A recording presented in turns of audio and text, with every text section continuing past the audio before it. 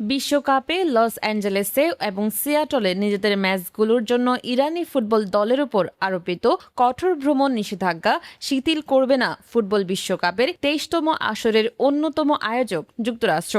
ইরানি দল এই বিষয়ে ফুটবলের সর্বোচ্চ নিয়ন্ত্রক সংস্থা ফিফার কাছে আনুষ্ঠানিকভাবে অভিযোগ জানানোর কথা বললেও স্বাগতিক দেশের শীর্ষ টুর্নামেন্ট কর্মকর্তা এই সিদ্ধান্ত পুনর্ব্যক্ত করেছেন।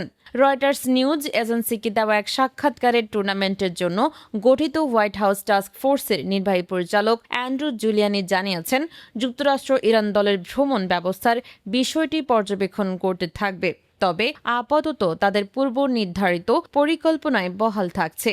যুক্তরাষ্ট্রের বর্তমান নিয়ম অনুযায়ী ইরানি দল কেবল ম্যাচের ২৪ ঘন্টা আগে ভেন্যুতে প্রবেশ করতে পারবে এবং ম্যাচ শেষ হওয়ার পরপরই সরাসরি মেক্সিকোর টিজুয়ানায় অবস্থিত তাদের মূল অনুশীলন ক্যাম্পে ফিরে যেতে হবে। এই নিয়মে চরম অসন্তোষ প্রকাশ করেছেন ইরানের কোচ আমির ঘালিনই। তার মতে তাদের দল বর্তমান বিশ্বকাপের সবচেয়ে নিপীড়িত দল। গত সপ্তাহে নিউজিল্যান্ডের বিরুদ্ধে নিজেদের প্রথম বিশ্বকাপ ম্যাচ শেষ হওয়ার মাত্র কয়েক ঘন্টা পরই ইরানি প্রতিনিধি দলকে যুক্তরাষ্ট্র ছাড়তে হয়। গ্রুপ জি এর ওই ম্যাচটি স্থানীয় সময় রাত ৮টায় শেষ হয়েছিল। ম্যাচ শেষ হওয়ার কয়েক ঘন্টার মধ্যে মেক্সিকোর বেস ক্যাম্পে ফেরত পাঠানোয় যুক্তরাষ্ট্রের ভিসা ব্যবস্থাপনার তীব্র সমালোচনা করা হচ্ছে, কারণ খেলোয়াড়েরা হোটেলের ন্যূনতম এক রাত বিশ্রামের সুযোগও পাননি। কোচ ঘালিনই জানান, প্রথম ম্যাচের পর বডি রিকভারির স্বাভাবিক প্রক্রিয়া বজায় রাখতে দল অন্তত ক্যালিফোর্নিয়ায় রাত কাটানোর আশা করেছিল। এরই মধ্যে নতুন বিতর্ক তৈরি হয় যখন প্রথম ম্যাচের পর ইরানের উইঙ্গার মেহেদি তোরাবির এন্ট্রি ভিসার মেয়াদ শেষ হয়ে যায়। তবে গত মঙ্গলবার বিকালে দলীয় কর্মকর্তারা নিশ্চিত করেছেন তারা তোরাবির জন্য একটি নতুন মাল্টিপল এন্ট্রি ভিসা সংগ্রহ করতে পেরেছেন, যার ফলে তিনি ভবিষ্যতের ম্যাচগুলোর জন্য যুক্তরাষ্ট্রে ভ্রমণ করতে পারবেন। মার্কিন পররাষ্ট্র দপ্তরও এক বিবৃতিতে জানিয়েছে এই সমস্যার সমাধান করা হয়েছে। রোববার বেলজিয়ামের বিরুদ্ধে ইরানের দ্বিতীয় ম্যাচের জন্য একই ভ্রমণ প্রোটোকল বহাল থাকবে। ম্যাচ শুরুর প্রায় ২৪ ঘন্টা আগে শনিবার অ্যাঞ্জেলেসে পৌঁছেছে ইরানি দল।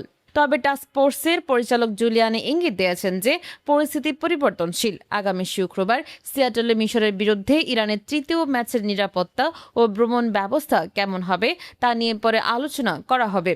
জুলিয়ানি বলেন, পরিস্থিতি গতিশীল, আমাদের হাতে এখন একটি পরিকল্পনা রয়েছে। রোববার বেলজিয়ামের বিরুদ্ধে ম্যাচের পর তারা টিজুয়ানার উদ্দেশ্যে ২৭ মিনিটের ফিরতি ফ্লাইট ধরবে। দ্বিতীয় ম্যাচটি কেমন যায় তা দেখে আমরা সিয়াটলের তৃতীয় ম্যাচের বিষয়ে সিদ্ধান্ত নেব। তিনি মার্কিন নিরাপত্তা ব্যবস্থার পক্ষে যুক্তি দিয়ে বলেন, ইরানের বেস ক্যাম্প টুসন থেকে টিজুয়ানায় স্থানান্তর করার ফলে তাদের ভ্রমণ সময় আসলে কমেছে এবং লস অ্যাঞ্জেলেসে প্রথম ম্যাচের সার্বিক ব্যবস্থাপনায় তারা সন্তুষ্ট। কর্মকর্তাদের ভিসা না পাওয়ার বিষয়ে জুলিয়ানি স্পষ্ট করে বলেন, সব খেলোয়াড় এবং কোচ ভিসা পেয়েছেন, তবে কয়েকজন কর্মকর্তার ভিসা দেওয়া হয়নি কারণ তাদের সম্পর্কে কিছু আপত্তিকর তথ্য পাওয়া গেছে। নিরাপত্তা ও আতিথেয়তার ভারসাম্য বজায় রাখতেই এই পদক্ষেপ।